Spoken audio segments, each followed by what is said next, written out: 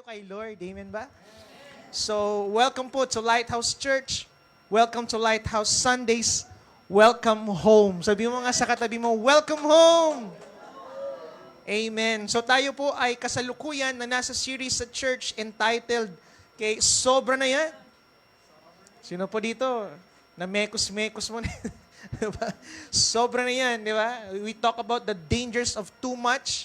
Pinag-usapan natin yung mga bagay na pag nasobrahan natin ay hindi maganda. Tama ba? Alam niyo po, isang bagay lang ang sobra sa akin na hindi ko matanggal. Yun na yung pagiging magandang lalaki. At wala na po kayong magagawa doon. Grabe po yung paniniwala ko sa aking sarili. Amen? So, palapakan nga po natin ang Panginoon before we continue. Okay, so sa first week, no, we talk about sobra na overthinking yan, tama ba?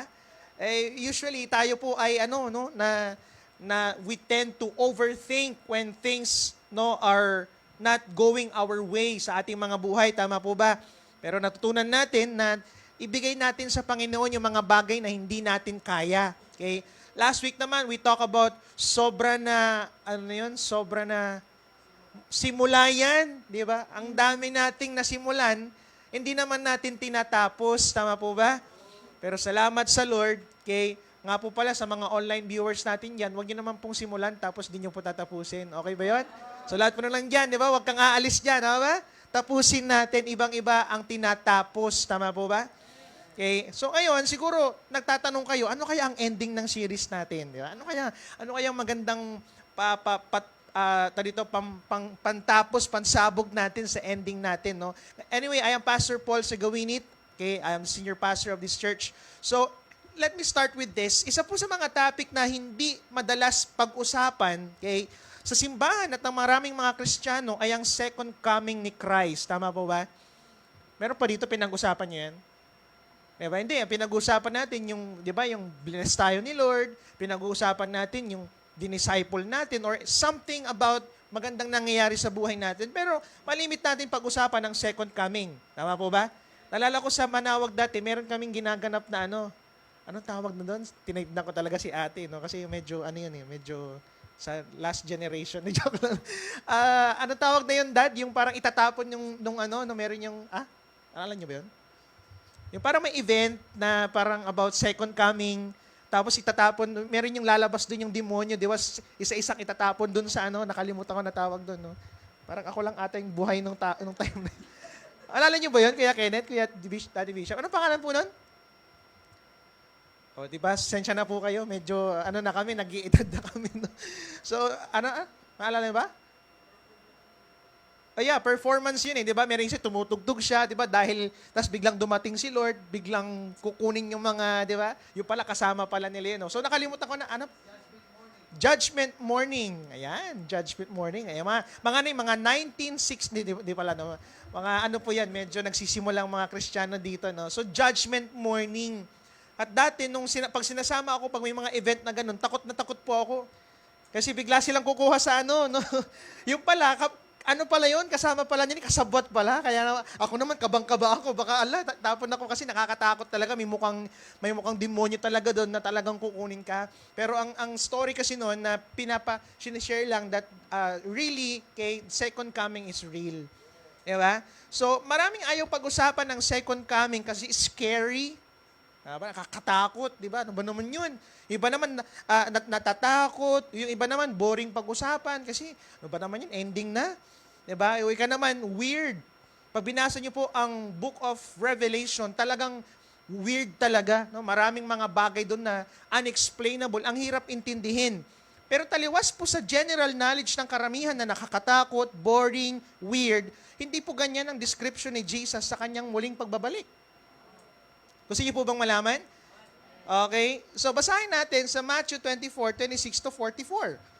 Pero yung babasahin ko from verse 36 to 44. Let's read. But about that day or hour, no one knows, not even the angels in heaven or the Son, but only the Father, as it was in the days of Noah, so it will be at the coming at the Son of Man. Next, kayo po.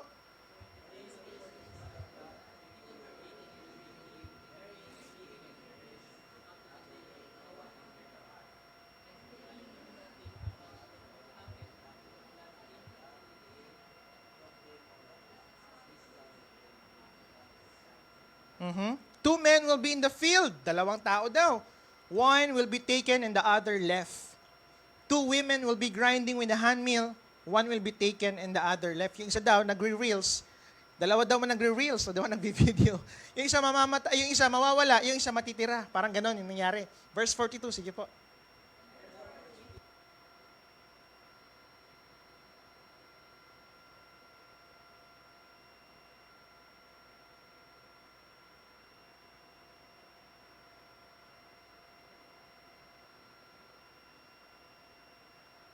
Ano yung maingay dyan, Ray? Pwede po. Ano mo na lang.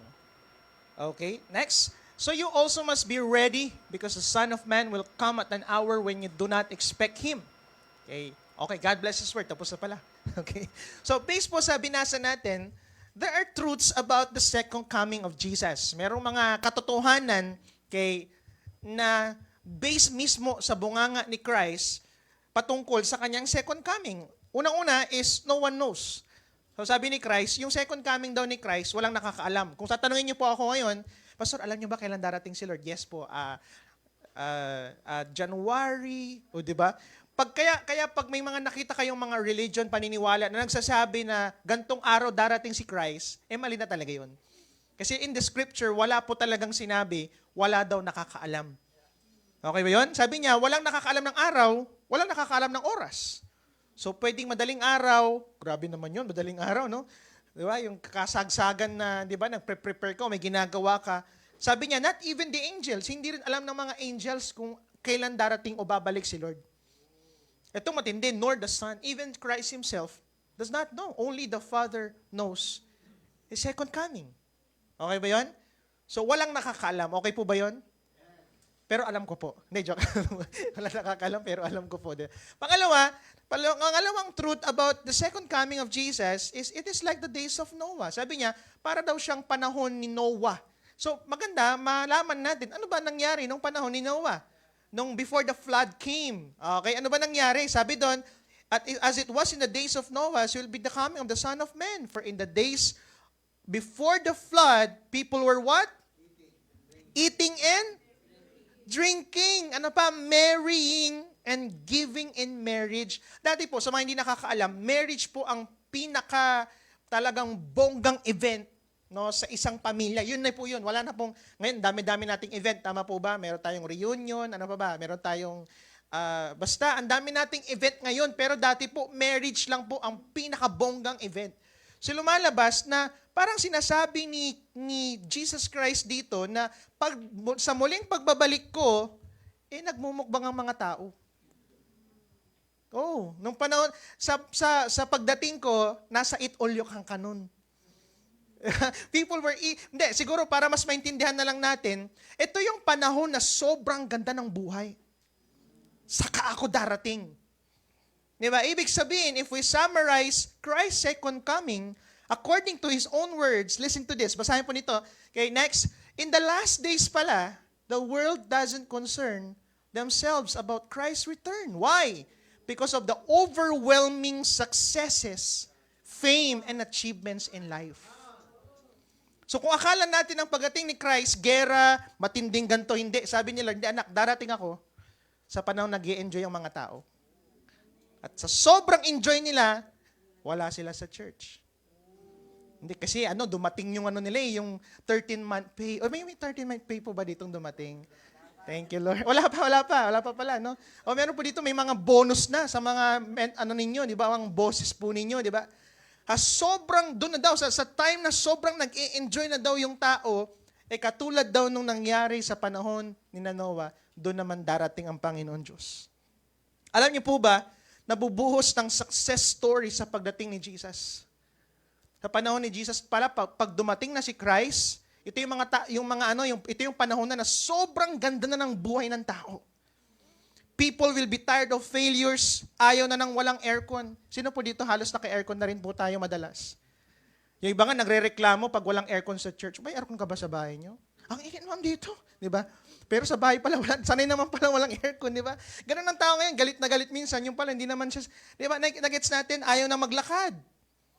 Ayaw na nakaka-experience ang paghihirap. Ayaw na ng suffering. Pipilit na nilang gawing maganda ang lahat. Kahit walang pera, sige, magpapakasal tayo ng 500,000, sige. Ganyan mga tao ngayon, tama po ba? Pagandahan ng wedding, tama po ba? Pagandahan ng debut, pambira. Dati ang debut, 18 years old. Ngayon, 7, 8 years old, nagdidibo na ang mga bata. Milyon-milyon, libo-libo ginagastos. Tama po ba? Dati photoshoot namin ng bata, iba yung nakikita eh. Ngayon, pambira, ang mga photoshoot ngayon ng mga bata, parang mga matitindi na po. Tama po ba? Talagang pipilitin nilang gawing maganda ang lahat. At ang nakakalungkot, magiging madamot ang tao sa Diyos at magiging generous sa sarili. Ganyan pala ang panahon ng second coming ni Christ. So ang second coming pala ni Jesus ay hindi nakakatakot, pero sobrang comforting. Ang buhay to the point na hindi na natin maaalala o mabigyang oras ang Diyos. So, busy na tayo nagpapatayo ng bahay. Ito pala yun. Darating daw si Lord sa panahon, busy ka nagpapatayo ng bahay. Bumibili ka ng mga materyales. Busy kang nagta-travel around the world. Diba? Andun ka na sa immigration. Grabe, Lord, di man lang ako nakalanding, Lord. Immigration pa lang, Lord, di ba? Hanggang doon ka lang. Busy ka na nagpaparami ng pera and craving pa for more. But little did we know that Jesus is coming like a thief. Sabi niya, anak, dami mo nang naipon na, darating na ako. Sa sobrang enjoy mo sa ganda ng buhay sa mundo, may iwan ka pala at hindi mo mararanasan ng totoo at tunay na ganda ng buhay sa piling ng Diyos. Kaya po, are you excited with the message today? Parang interesting. So join me in our culmination sa ating Sobra na Yan series entitled, Sobra na Ganda Yan. Palakpakan po natin ang Panginoon Diyos. Tayo po ay manalangin. Father, we thank you for this message today. Dalangin po namin na ma-enjoy namin yung message. At the same time, Lord, dalangin po namin na yung message, don't just encourage us, but it will change us, Lord. Rebuke us, empower us, Lord. Dalangin po namin na ang salita mo ang babago po sa amin today. And we pray that we will understand, Panginoon, lalo po yung bagay na ito, Panginoon, sa muli mong pagdarating, Panginoon God. Bless your word today. And salamat po sa mga anak mo na nagbigay ng oras ngayon, Lord, sa yung gawain, Panginoon. In Jesus' name we pray. Sige po, pinakamalakas na palakpak sa Lord. Come on. So kung babase tayo sa description ni Christ, sabi niya, sa panahon daw na darating si Christ is kumakain ng mga tao. Sino po dito ilang beses kayong kumain sa isang araw? Pag nabitin pa kayo, on the go, tama ba? Pag nabitin pa kayo, pupunta ng bayan, tama ba? Ganun ang buhay ngayon. Ano pa? Sa panahon natin ngayon is, sino dito may mga, nabili na po kayo mga lupa? Wow. Yung lupa ko lang po ang lupa ko, di ba? Wala na po akong ibang lupa. Ang ganda ng nangyayari. So, base sa description ni Christ, makikita natin that we are so close to His second coming. Aside sa war, pandemic, pangit na pangyayari, sobra na po sa comfort ang mundo ngayon. Tama po ba? Are you there? Lahat na lang po ngayon, instant, right? Lahat abot kamay mo na. Salamat kay Lazada. Pag hindi mo kayang bilhin, sige, may mga voucher naman, hulugan, last pay, Shopee, kay GCash, GCash loan, GSave, GCredit, credit card, di ba? Mga tao ngayon, magugulat ka, ang simple ng bahay, pero may mga credit card. Tama? Ang lit-lit na bahay, naka-aircon, ganda ng buhay, di ba? O kaya naman, kumita sa Reels, yung mga ganun po ba? Kumita sa TikTok, sa YouTube, di ba? Alam niyo po, grabe, hindi mabilang ang success story sa panahon natin ngayon. Yung para bang hindi ka tao pag wala kang achievements o magandang pangyayari sa buhay mo. Ano ka ba? Wala. Di ba? Yung parang nakakayang mag-post pag wala kang maiyayabang. Parang nakakayang mag-post sa My Day pag wala kang maipapakitang maganda. Kaya magugulat ka pag nag-post ka pag pumunta ka ng Facebook, gulat ka dyan. Yung iba, nagpunta na ng mga binalonan, punta na, di ba? Yung mga nag-enjoy na sila. Ay, sana all, nagpunta na sa di ba? Yung umiikot-ikot na sila ngayon sa may mga Christmas tree, tama ba? Pumunta na ng ibang mga bansa, ganyan, parang, wow, sana all. Minsan, mapapaganon na lang tayo. Gugulat ka ngayon, ganda na ng buhay ng tao. Gulat ka na lang, meron na lang siyang ipopost dyan, #feelingblessed. Nasa coffee na lang yan. Dati, ang mga pinapakita niyang kape yan, pambira yung mga tinitimpla. Ngayon, pambira, nasa Boss Coffee na. Diba? Dati 7-Eleven lang, pero ngayon, pambira, kung saan-saan mo na makikita. Pakape-kape na lang, di ba? Pa-travel-travel. Ay, nasaan ka sis? Ay, dito lang po kami sa Hong Kong, CR lang, di ba? Ano yun, di ba? Dito kami ngayon, di ba? Nagugulat po kayo ganyan ng mga tao ngayon, di ba? Pa-shopping-shopping na lang, di ba? Okay. Amen? Pa-invest-invest na lang. Okay? Pa-chill-chill na lang sa buhay. To the point, mas papasabi ka na lang talaga ng sana all. Di ba? So, sabi mo nga sa katabi mo, grabe ka na kapatid. Sabi mo, grabe ka na insan. Sobra na ganda buhay niyan. Amen? Sobra na ganda ng buhay ngayon. Tama ba? Sobra na ganda. Dati hindi mo naman nakakain yung mga nakakain mo. Dati yung hotdog dati, di ba, binabalatan mo pa. Pambira. Ngayon yung hotdog, pambira, hindi na pala hotdog yung kinakain mo, yung sausage na. Grabe sausage. Yung talagang malalaki, yung mga mamahalin, di ba? Pambira. Grabe, ganda na ng buhay ngayon. Hindi masama po ang gumanda ang buhay. Amen? Dahil isa po yan sa gustong mangyari ni Lord sa buhay natin. And that's the promise of God. Ngunit, listen to this, may malaking paalala ang Diyos, lalo na sa kanyang muling pagbabalik. Ano yung paalala ni Lord? Next, nasa sobrang ganda na ng buhay, baka makalimutan mo na si Lord. So, kaya pala magugulat ka ngayon, ang dami nang nag-o-offer ngayon. Sino po dito na naloko na rin po kayo, di ba? Nanalo po kayo ng... You can send in this GCash for only, diba?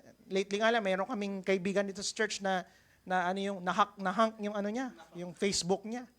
At nakuhanan ng yung isa sa member natin ng pera, di ba? Send nga ng GCash, ganyan. Grabe po ngayon ng tao, di ba? At sa sobrang ganda na ng buhay, makalimutan na natin si Lord. Yan ang paalala ni Lord. At sobrang marami ka ng pera, hindi ka na nagpipray. Dati naalala mo yung walang-wala kang pera. Grabe yung prayer mo, tama po ba? Lord, diba? Ganun tayo dati, di ba? Paluhod-luhod ka pa.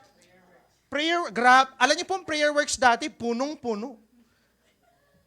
Kasi makikita mo talaga, ang hirap ng buhay ng tao. Kaya talaga, nabubuhay tayo sa panalangin. Nung nagkatrabaho ka lang, wala ka na sa prayer works. Amen? Amen? Gusto niyo pa? Pastor, sobra na yan ah. Diba? Sobra namang ganda ng buhay mo eh, di ba? Okay, sige. Ngayon, pag-aaralan natin, what to do in these last days. Ano nga bang utos ni Lord sa atin? Anong dapat mong gawin sa muli kong pagbabalik? Number 1, no one knows, so be faithful. Sabi ni Lord, ngayong last days na, ngayong paparating na ako, pabalik na ako, okay, gusto ko maging faithful ka. Alam niyo po ba na ang second coming ay para lang sa mga taong faithful? Yung mga taong hindi faithful, iiwan sila ni Lord. Hindi po babalik si Lord sa mga taong nangiiwan sa Kanya. Ang babalikan lang ni Lord, yung mga taong faithful. Andun na yung desire na gumanda ang buhay, tama? Pero sana, mas i-desire natin yung maging faithful. Saan tayo magiging faithful? Siyempre, una, be faithful to God. Amen? Nagkatrabaho ka lang, iniwan mo si Lord. Di ba may pangarap kayo ni Lord? Sabi niyo, Lord, gagawin natin dalawa to, Lord. Lord, kasama ka namin sa pamilya namin. Lord, kapag ako nagkaroon ng asawa, Lord, gagawin kitang center, pambihira ng si Lord. Nung binigay ni Lord sa'yo yung partner mo, nakalimutan mo na si Lord. Nung may business ka na, nakalimutan mo na si Lord. Nakalimutan mo na pwede palang maging partner si Lord kahit may business ka na, kahit may trabaho ka na. Pangalawa, be faithful to your calling. Ano ba yung calling ni Lord sa'yo? Tinawag pa ka ba ni Lord sa community mo? Amen? Tinawag ka ba ni Lord to bless people? Why not bless people? Pangatlo, be faithful to your local church. Magugulat po kayo ngayon. Marami pong mga Kristiyano ngayon, wala na po silang mga local church. Ang church nila online. Ang dami-dami kong church. Yung pala online church. Puro ganun. Opo, alam niyo po, ang sabi ng Bible, hindi po sinabi ng Bible na ganun. Sabi ng Bible, hanap tayo ng local church natin. Na masasabi mo magiging ito yung pamilya mo, di ba? Be faithful to that local church. Ngayon, pambira, ang mga church ngayon, pag hindi na maganda, pag wala ng aircon sa church, aalis na sa church. Pag hindi na nabibless sa preaching, aalis na sa church. Kapag ayaw niyo yung suot ng preacher, o kaya masyadong gwapo yung preacher, wag po kayong alis, amen. Alam ko po ano ako, no, pero wag naman sana. Hindi, joke, no? Umaalis sa church, no? Jumping from one church to another. Akala mo first timer, galing lang pala ng ibang church. Hindi na faithful sa church. Iba naman, be faithful. Ano pa? Be faithful to your spouse. Magugulat ka ngayon, mga artista.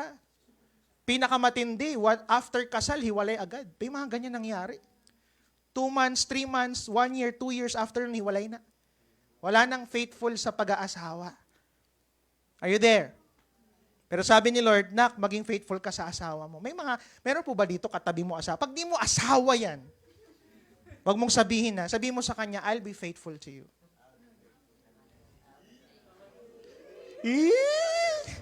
Kinikilig naman yung hindi mo asawa, di ba? Di ba ang ganda ng song na di ba? Through the years, you never let me down. Pwede ba di joke lang. Naging couples fellowship, di ba? Amen. Ngayon po, grabe. Ang bilis na lang magpalit ng asawa. Nakita lang sa Facebook, nakachat lang, sumayaw-sayaw lang dun sa reels niya. Chinat na agad, hi, beautiful. Hi, lady. May gano'n pa, di ba? Be faithful to your spouse. Alam ko po, di ba dati, sabi nga niya, dati yung coke in a barrel. Nung naging asawa mo na daw, coke in can na. Pero alam mo, gusto pong sabihin, be faithful to your spouse. Amen? Mga may asawa po dito, amen? Parang iba yung nag-amen, And last po is be faithful to your work. Magugulat ka ngayon, marami po dito, pag di nagustuhan trabaho, hindi, magre-resign na ako. Di ba? Wala na yung tumatagal sa trabaho. Ako, nakwento sa akin ni na Kuya at Tito, Tito JR, na ilang years sila doon sa company nila. Di ba, ang sarap nung ganun? Yung parang, ilang years po kayo nagtrabaho doon? Ilang years na po? 20 years. Saan ka nakakita ng taong 20 years nagtatrabaho sa kanyang trabaho ngayon? Sa panahon natin ngayon, bilis na lang bilis na lang mag-resign. Ayoko na. Kakapagod. Bakit pangit ng boss ko, di ba? Nagkakalit. Ganun na po tayo. Tama po ba? Nakakalungkot. Ganyan na po ang mga tao ngayon. Sana yung mga faithful sa work. Na kahit na may mga iba pa, halos bumagsak yung company pero hindi mo iniwan. Ganun yung gustong-gusto ni Lord, di ba? Alam mo, magugulat ka po, maraming gumanda ang buhay pero naging unfaithful. Are you there? Gumanda ang buhay pero naging unfaithful. Nung gumandang buhay, iniwan ng asawa, naghanap ng mas maganda. Hanap nga ako ng mas maganda, ano ba naman? Pangit pala yung napili ko. Kasi mahirap pa ako nun eh. Gumanda lang ang buhay, nawala na sa church. Sabihin mo sa katabi, hindi ako yun Dito ako. Ano pa? Nakakalungkot sa panahon po natin ngayon, ang bilis mang-iwan ng tao ngayon. Tama po ba? Mga kaibigan natin, parang ang bilis-bilis na mang-iwan. Ang bilis bumitaw ng tao ngayon. Ang bilis nang bumitaw. Gusto ko nang bumitaw. Di ba? Alam niyo po kapatid, alam ni Lord yung nakaraan mo, pero babalik siya sa ngayon, hindi sa nakaraan mo. Piliin mong maging faithful sa Diyos kaysa comfort ng buhay. Amen. Piliin mong maging faithful sa local church. Amen. Piliin mong maging faithful husband and wife. Amen. O, kahit hindi ka, husband naman, nag-amen ka, Sa mundong sinasabi na maghanap ka na ng mas maganda. Alam mo, sa mga may asawa po dito, pakakasalan mo dahil mahal mo at mamahalin mo dahil pinakasalan mo. Pwede ba natin gawin to ngayon? O, di ba? Di kayo makasagot. Hindi naman kayo kasal di ba? Hindi ko po, pakakasalan mo dahil mahal mo at mamahalin mo dahil pinakasalan mo. Wala ka nang no choice. Sinabi mo na kay Lord, sige na nga Lord, no choice. Dahil pinakasalan kita, mamahalin kita. Amen? Piliin mo maging faithful sa trabaho na meron ka ngayon. Huwag kang alis ng alis, pwede ba yun? O meron man dito, nagdi-decide ka na, di ba? Na konting pagod lang, nasabihan ka na ng konti, aalis na ako. Huwag kang magre-resign. Huwag naman resign ng resign. Hindi ko naman sinasabi, di ba, na huwag kang magre-resign kahit sobrang pangit na yung trabaho mo. Siyempre, may ganun. Pero hanggat maaari, di ba? Saan tayo Yun ang hinahanap ng tao ngayon, yung mga taong faithful. At yan ang hinahanap ng Diyos sa kanyang muling pagbabalik. Palakpakan naman po natin ng Diyos. Alam mo, ang prayer ko, sana madatnan tayo ni Lord na faithful until the end. Sana madatnan ka ni Lord na yung asawa mo dati, asawa mo pa rin hanggang ngayon. Amen. Datnan ka ni Lord na wala na, anong sabihin. Oo. So that's number 1. What to do in these last days? No one knows. So be faithful. Sabi mo nga sa tabi mo, be faithful. Pangalawa, okay, what to do in these last days? Pray for the best, but prepare for the worst. Proverbs 21:31 sa Message translation, do your best, prepare for the worst, and trust God to bring victory. Andun na po yung paganda ng paganda ang buhay. Dati sinasabi natin, di ba? Ang buhay ko ngayon ay? Kung ano nung sinasabi niya na, di ba? Pasaya ng pasaya, pag ganito na, di ba? Yun yung sinasabi natin, which is good, tama naman po yun. But don't fall to the illusion na wala ng pagsubok, wala ng problema, at wala ng pahirap sa buhay. Sabi ni Pastor, paganda ng paganda yung buhay, tapos dumaan ka sa pagsubok, magagalit ka na kay Lord ngayon. Hindi po. Kapag sobrang naganda ng buhay, listen to this kapag sobrang ganda na nangyayari sa buhay mo, brace yourself. Kasi maaring darating ang testing. Darating ang trials, at pag hindi ka handa, hindi mo kakayanin. Naranasan niyo po ba yan? Yung may time sa buhay mo na sobrang ganda lang nangyayari. Sobra na yan, sabi nila. Anak, sobra na yan. Di ba? Yung parang ikaw na rin masasabi mo, parang Lord, sobra-sobra na yung blessing na binigay mo sa akin. Tapos magugulat ka, bigla na lang may dumating na pagsubok. Tama po ba? Nangyari sa atin yun? Bigla na lang Ngayon, may naririnig po ako, madalas ko itong naririnig, na yung kasabihan na hindi tayo dadaan sa pagsubok, hindi tayo ilalagay ni Lord sa pagsubok na hindi natin kayang lagpasan. Biblical po yan. Pero mali po yung context.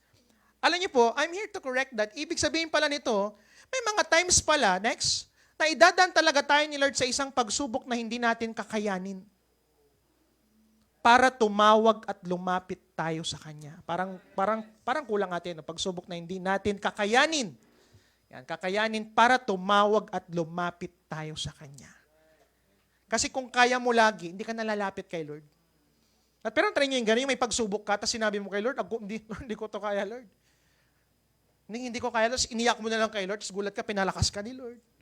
Gulat ka, di ba? The Lord gives, naglagay si Lord ng mga tamang tao na makakasama mo sa journey mo.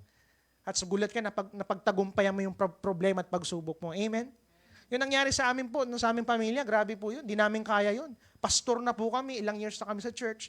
Di namin kaya yun. Pero doon kami mas lumapit sa Panginoon Diyos. At salamat po sa inyo. Diba? Na nakatulong po sa amin sa pagsubok na yun. Diba? Tama po ba? Ate, kaya niyo po ba yung pagsubok na pinagdaanan niyo? Hindi niyo kaya yun, di ba? Darating na lang, magbi-breakdown na kayo, iiyak na kayo, di ba? Hindi niyo na kaya, mag-aaway na kayong pamilya. Gulat ka, doon tayo lalapit kay Lord. Amen? Kaya pag hindi mo na kaya, magpasalamat ka kasi doon tayo lumalapit sa Lord. Sa pinakapangit part pala ng buhay, doon tayo lalapit, doon tayo luluhod, doon tayo hihingi ng tulong sa Diyos. I believe that's the best part of life. The best part of life is when we get closer to God. Hindi po yung pag may pera tayo, hindi. Hindi yung pag meron tayong gantong bagay, hindi po. The best part of life ay yung lumalapit tayo sa Panginoon Diyos. Palapakan po natin si Lord. And last but not the least, what to do in these last days while waiting? Serve. Sabi mo nga, serve. Serve. They serve pala yan. Andun na yung mag-iipon kang yumaman o ng kayamanan sa lupa. Sino po dito nag-iipon ng kayamanan sa lupa? Ako rin po. Oh, paano ka kakain? Wala kang pera. Tama ba? Anong titirhan mo kung wala kang lupa? Diba? Paano kung kaka-business? Kaya tayo nagtatrabaho. Hindi po bawal sa church ang yumaman tayo. Amen? Biblical po yan. Okay? Sabi hindi po masama na mag-ipon tayo ng kayamanan sa lupa, pero kailangan din natin mag-ipon ng kayamanan sa langit. Amen? Paano? Sabi mo, serve. How? Serve God. Sabi sa Bible, how can we serve God? In all that you do it with all your diba na, as if you are not working for men, but you are working for God. So lahat ng gawin mo para kay Lord. Pangalawa, serve in the local church. Kung may mga talent po kayo dyan, di ba? Paggamit niyo po kay Lord. Kung hindi naman po yan talent, huwag niyo na pong ipagamit kay Lord. Amen? Alam niyo po, next year po, may mga bago tayong sets ng band, mga tatay po na mag-lead ng worship sa atin. No. Di ba? Iba pala yung kanta, di ba? Iba pala yung song nila, no? Gumaganong-ganong po sila, nakataking, ganyan. Hindi, joke lang po, no? Pero, di ba? Please, no, serve in the local church. Next year po, we will implement deep bench. Ganda ng gagawin natin. So, serve in the local church. Paano pa? Serve in your family. Paglingkuran mo naman pamilya mo. Amen? O, parang ayaw niya nang sumagot. Lalamot, di ba? Ano pa? Serve in your community. Huwag lang tayong puro family, di ba? May mga kapitbahay din tayo. May mga kamag-anak din tayo. May mga, di ba? You can serve in the community. Alam niyo po, maraming gumanda lang ang buhay, ayaw nang mag-serve. Sawa na ako. Di ba? Pero alam niyo po si Jesus Christ, alam niyo ba si Jesus Christ? Si Jesus po, iniwan niya ang langit, maglingkod lang sa tao. Samantalang ang tao ngayon, iniiwan nila ang tao, iniiwan nila ang paglilingkod, ma-experience lang ang langit. Pero si Jesus Christ was described as the darling of heaven. Imagine mo yun, siya yung reason bakit maganda ang langit. Pero umalis po siya doon, tapos nung pinanganak po siya dito, siya po'y kinawawa. Pero naglingkod sa tao. Matthew 20:28, just as the Son of Man did not come to be served, but to serve and to give His life as a ransom for many. So sobrang naganda ng buhay pag meron tayong servant heart. Ulitin ko po, sobrang naganda ng buhay. Parang kaboses ko na rin, no? Sobrang naganda ng buhay pag meron tayong servant heart. Serve like Jesus. Palakpakan natin si Lord. Okay, sige, balikan natin. 3 bagay dapat gawin natin in these last days. Number 1, no one knows. So, be faithful.